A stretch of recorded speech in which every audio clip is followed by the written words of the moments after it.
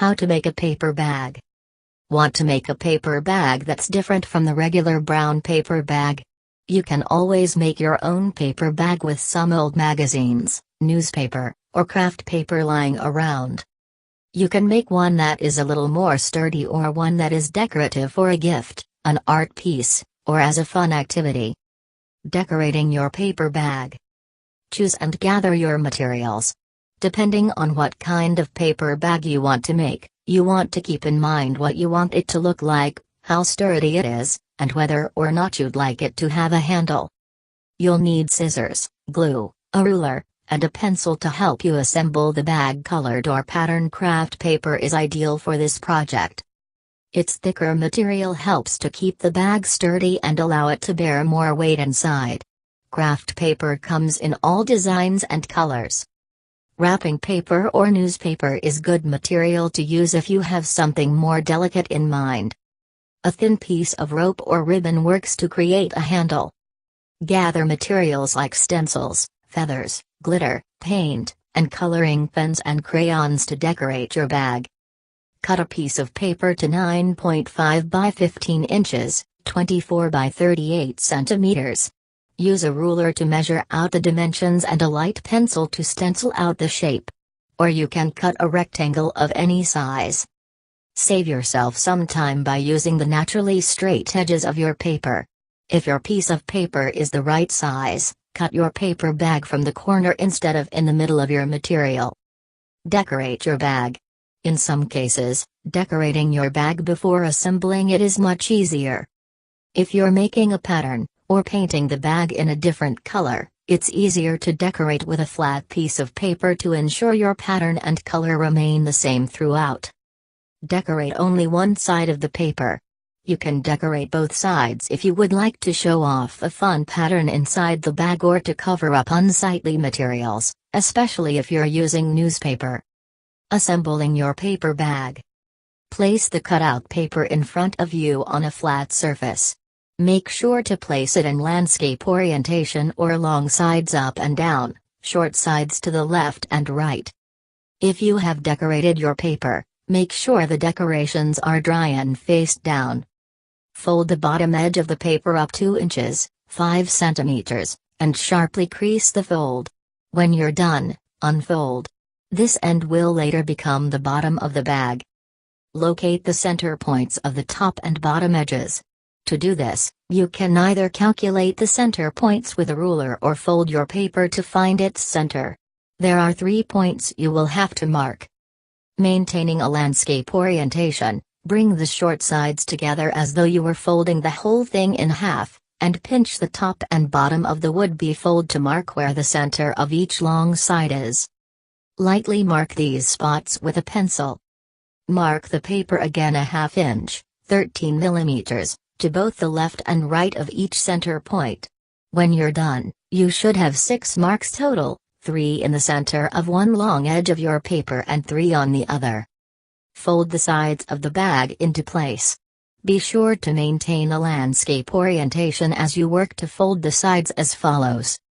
Bring the right edge of the paper to the leftmost pencil lines and fold. Once the fold is properly creased, unfold. Repeat the inverse on the opposite side.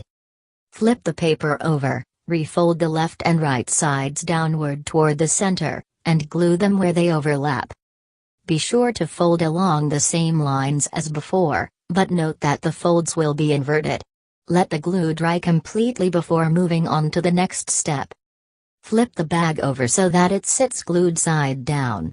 Make sure to orient it so that one of the open ends points toward you.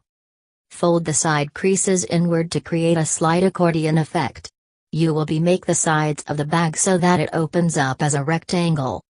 With your ruler, measure inwards about 1.5 inches, 3.8 centimeters, from the left-hand side of the bag. Lightly mark this with your pencil. Push the left side crease of the bag inwards toward the interior of the bag. Do this until the left-hand mark you made in the previous step sits on the outer edge of where the paper is bending. Fold the paper downward so that the pencil mark lines up with the new folded edge. Try to keep the top and bottom edges symmetrical as you press the paper down. Repeat on the right-hand side. When you're done, the body of the bag should fold inwards on either side just like a grocery shopping bag. Prepare the bottom of the bag. To determine which end is the bottom, look for the crease lines you folded previously that mark the bottom of the bag. Keep the bag flattened for now and prepare the bottom. Fold and glue the bottom of the bag into place. Once you've determined where the bottom of your bag is, piece together the bottom. Fold the bag 4 inches, 10 centimeters, up from the bottom and crease it along this line. Keeping the rest of the bag flattened, prop open up the bottom of the bag. The inward flaring creases should pop open, forming a square edge. Inside, you should see a triangle of folded paper on either side. Piece together the bottom of the bag. You will be folding a few sides to the center, using their triangular shape to ensure the bottom of the bag is evenly put together. Fold the left and right sides of the open, square-shaped bottom completely down. Use the outermost edge of each interior triangle as a guide. When you're done, the bottom area should have 8 sides like an elongated octagon instead of 4 sides like it had before. Fold the bottom strip of the octagon upwards towards the center of the bottom of the bag. Fold the top strip of the octagon downwards towards the center of the bottom of the bag. The bottom should now be neatly folded shut. Glue the edges where they overlap and let dry. Pop the bag open. Make sure the bottom is completely closed off and that there are no gaps in the glued edges. Add your handles. You can ribbon, rope, or string to make the handles, or you can leave your bag as is without handles. Hold the top of your bag closed and use a hole puncher or pencil to make 2 holes at the top of your bag.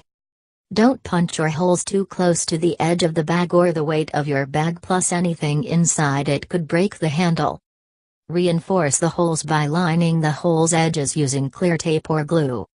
Slide the ends of your handle string through the holes and make a knot on your handle string on the inside of the bag. Make sure the knot is big enough so it doesn't slide through the hole. You may have to tie another knot over the existing knot to increase its size. The knot keeps the handle in place. Tips. Cover your work area with newspaper. This will make cleaning up easier. Colored chart paper will also work. You can use this as a gift for a friend. Decorate it with art supplies such as glitter, paint and markers. If you want a shorter bag, fold the top over at the height you want and then cut along the fold with scissors. Use some cloth on your bag for designing. Use glue sparingly.